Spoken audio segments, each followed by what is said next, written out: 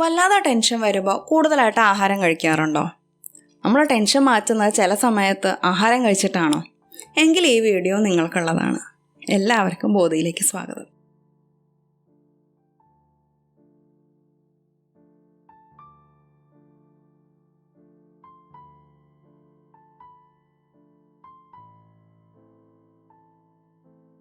ചില സമയത്ത് നമുക്ക് നെഗറ്റീവായിട്ടുള്ള ചില ഫീലിങ്സ് വരുമ്പോൾ, അല്ലെങ്കിൽ ബോറടിക്കുമ്പോൾ, നമ്മളല്ലെങ്കിൽ വല്ല സ്ട്രെസ്സിലുമായിരിക്കുന്ന സമയത്ത്, വല്ല ഫിനാൻഷ്യൽ സ്ട്രെസ്സോ അല്ലെങ്കിൽ റിലേഷൻഷിപ്പായിട്ടുള്ള ബന്ധപ്പെട്ടിട്ടുള്ള എന്തെങ്കിലും ഒരു സ്ട്രെസ്സോ, ഫാമിലി റിലേഷൻഷിപ്സിലത്തെ എന്തെങ്കിലും സ്ട്രെസ്സോ വരുമ്പോൾ നമ്മൾ പെട്ടെന്ന് അറിയാതെ തന്നെ നമ്മൾ പോയിട്ട് ഫ്രിഡ്ജ് തുറക്കുക, അതിനകത്തിരിക്കുന്ന എന്തെങ്കിലും ജങ്ക് ഫുഡ് എന്തെങ്കിലുമൊക്കെ എടുത്ത് കഴിക്കുക, അല്ലെങ്കിൽ പെട്ടെന്ന് തന്നെ എന്തെങ്കിലുമൊക്കെ ഒന്ന് വായിലിട്ട് കുറിക്കാനായിട്ട് തോന്നുക, അല്ലെങ്കിൽ പെട്ടെന്ന് ഒന്ന് ഹോട്ടലിൽ പോയിട്ടാണെങ്കിലും എന്തെങ്കിലും ഒരു ഫുഡ് എന്തെങ്കിലും കഴിച്ച് ആ ഒരു വിഷമം ഒന്നും മാറ്റുക.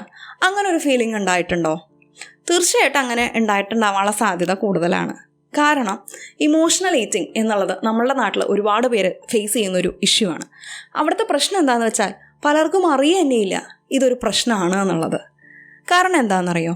പലപ്പോഴും നമ്മൾ കുഞ്ഞു ബേബി ആയിരിക്കുമ്പോൾ തൊട്ടേ നമുക്ക് ഏറ്റവും ഫസ്റ്റ് നമുക്ക് ആ ഒരു സന്തോഷം, ഒരു സാറ്റിസ്ഫാക്ഷനൊക്കെ എവിടെ നിന്നാണ് കിട്ടിയിട്ടുള്ളത്?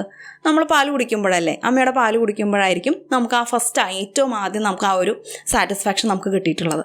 അതുകൊണ്ട് തന്നെ നമ്മളുടെ ഏറ്റവും ആദ്യം നമ്മളൊരു പ്ലഷർ ഡിറൈവ് ചെയ്യുന്നത്, ഒരു സന്തോഷം നമ്മൾക്ക് ആദ്യമായിട്ട് അനുഭവപ്പെട്ടിട്ടുള്ളത് നമ്മളുടെ വായിലൂടെയാണ്. അതിനാൽ തന്നെ വായിൽ നിന്ന് സന്തോഷം കണ്ടെത്താനായിട്ടുള്ള പ്രവണത നമുക്ക് എല്ലാവർക്കും ഉണ്ട്. ഇത് ഞാനോ നിങ്ങളോ പറയുന്ന കാര്യമല്ല, ഇത് പൊതുവെ മനഃശാസ്ത്രത്തിൽ അംഗീകരിച്ചിട്ടുള്ള ഒരു തത്വമാണത്. പൊതുവെ ഒന്ന് ആലോചിച്ച് നോക്കൂ. അമിതമായിട്ട് ആഹാരം കഴിക്കുക, സിഗരറ്റ് വലിക്കുക, ആൽക്കഹോൾ യൂസ് ചെയ്യുക, ഇതൊക്കെ നമുക്ക് വായിലൂടെ കിട്ടുന്ന പ്ലഷേഴ്സ് അല്ലേ? അതെ. അപ്പോൾ വായിലൂടെ പ്ലഷർ കിട്ടാനായിട്ടുള്ള ഒരു പ്രവണത നമുക്ക് പണ്ട് തൊട്ടേ ഉണ്ട്, കുഞ്ഞുനാളിൽ തൊട്ടേ ഉണ്ട്. പക്ഷേ ഇവിടെ പ്രശ്നം വരുന്നത് എപ്പോഴാണെന്ന് വെച്ചാൽ, നമ്മളുടെ ഉള്ളിലെ ഒരു ഇമോഷൻ സൂത് ചെയ്യാൻ വേണ്ടി, നമ്മളുടെ ഉള്ളിലെ ഒരു ഫീലിങ്ങിനെ നമ്മൾ മറികടക്കാനായിട്ട് നമ്മളുടെ ആഹാര രീതികൾ ഉപയോഗിക്കുമ്പോഴാണ് നമുക്കതവിടെ പ്രശ്നമായിട്ട് തീരുന്നത്. എന്തൊക്കെയാണ് അവിടുത്തെ പ്രശ്നങ്ങൾ? പലരും പറയും, എനിക്ക് ഡയറ്റ് ചെയ്യാൻ ഭയങ്കര ബുദ്ധിമുട്ടാണ്, എനിക്ക് ആഹാരം കട്ട് ചെയ്യാൻ സാധിക്കില്ല. പലപ്പോഴും അത് വിശപ്പ് കൊണ്ടുള്ള ഒരു ആഹാരം കട്ട് ചെയ്യാനുള്ള ഒരു ബുദ്ധിമുട്ടല്ല അതവിടെ. നമുക്ക് വിശന്നിട്ട് ആഹാരം കഴിക്കാനുള്ള ഒരു ബുദ്ധിമുട്ടല്ല അവിടെ വരുന്നത് പലപ്പോഴും നമ്മളുടെ ആ ഒരു ഫീലിങ്ങിനെ മറികടക്കാൻ നമ്മൾ പലപ്പോഴും ആഹാരം കഴിക്കുന്നത് കൊണ്ടായിരിക്കും നമുക്ക് ആ ഒരു ഇത് കട്ട് ചെയ്യാനായിട്ട് ബുദ്ധിമുട്ട് വരുന്നത്. ഇനി ചിലവർ ഡയറ്റ് ചെയ്ത് തുടങ്ങിയാലോ, ഡയറ്റ് ചെയ്ത് തുടങ്ങി ഒരു 2-3 ദിവസമൊക്കെ, ഒരാഴ്ചയൊക്കെ അവർക്ക് മാക്സിമം കുഴപ്പമില്ലാതെ പോകും. പെട്ടെന്ന് ലൈഫിൽ എന്തെങ്കിലും ഒരു ഇൻസിഡൻറ്റ് ഉണ്ടാവും, തിരിച്ചവർ പഴയ ഈറ്റിംഗ് ഹാബിറ്റിലേക്ക് തിരിച്ചു പോകുന്നതായിട്ട് നമുക്ക് കാണാൻ സാധിക്കും. അത് ഈ ഒരു ഇമോഷണൽ ഈറ്റിംഗ് എന്ന് പറയുന്ന ഒരു പ്രവണത കൊണ്ടാണ്. അതായത് നമ്മളുടെ നെഗറ്റീവ് ഫീലിങ്സിനെ ഒഴിവാക്കാൻ വേണ്ടി, മറികടക്കാൻ വേണ്ടി നമ്മളുടെ വായു ഉപയോഗിക്കുന്നത് കൊണ്ടാണ് അല്ലേ? ചില സമയത്ത് നമുക്ക് അങ്ങനെ കുറിക്കാനൊക്കെ തോന്നില്ലേ? അല്ലെങ്കിൽ എന്തെങ്കിലും ഒരു നെഗറ്റീവ് ഫീലിംഗ് ഉണ്ടാവുന്ന സമയത്ത് നമുക്ക് എന്തെങ്കിലുമൊക്കെ ഒന്ന് കഴിക്കണം, അല്ലെങ്കിൽ എന്തെങ്കിലും ഒരു ആഹാര പദാർത്ഥം നമുക്കപ്പോൾ കഴിക്കണം. അത് ചിലപ്പോൾ നമ്മളൊരു നിയന്ത്രണം ഇല്ലാതെ ആയിരിക്കും ചിലപ്പോൾ കഴിക്കുന്നത്. ചിലവരെ കണ്ടിട്ടില്ലേ, ടെൻഷൻ വന്നു കഴിഞ്ഞ് കഴിഞ്ഞാൽ പാക്കറ്റിലൊക്കെ ചിപ്സൊക്കെ ഉള്ളത് കുറേ കഴിച്ച് തീർക്കും. ആ ടെൻഷൻ മാറ്റാനായിട്ട് നമ്മളുടെ മൈൻഡ് അറിയാതെ തന്നെ നമ്മളെ സ്വയം സൂത്ത് ചെയ്യാൻ വേണ്ടിയിട്ട്, നമ്മളുടെ ആ ഒരു ടെൻഷൻ മാറ്റാൻ വേണ്ടിയിട്ട് മൈൻഡ് നമ്മളുടെ പുറത്തെടുക്കുന്ന ഒരു സൂത്രമാണത്.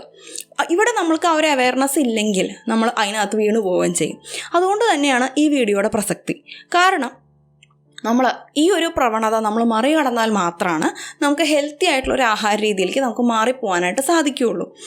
നമ്മൾക്ക് ഈ ഒരു ഹാബിറ്റ് മാറ്റിയാലല്ലേ നമ്മളുടെ വെയിറ്റ് കൺട്രോൾ ചെയ്യാനും, അതല്ലെങ്കിൽ നമ്മളുടെ ഒരു കുറച്ചും കൂടി ആരോഗ്യകരമായിട്ടുള്ളൊരു ആഹാര രീതിയിലേക്ക് മാറാനൊക്കെ നമുക്ക് സാധിക്കുകയുള്ളൂ.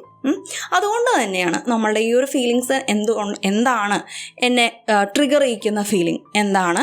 പലർക്കും അത് സ്ട്രെസ്സായിരിക്കും, ചിലർക്ക് ബോറടി ഒരു പ്രശ്നമാണ്, ചിലവർക്ക് അതൊന്നും വേണ്ട, ഫിനാൻഷ്യൽ ആയിട്ടുള്ളൊരു സ്ട്രെസ് ആവാം, അല്ലെങ്കിൽ കുടുംബ ബന്ധങ്ങളിൽ എന്തെങ്കിലും ഒരു ഇഷ്യൂ ആവാം.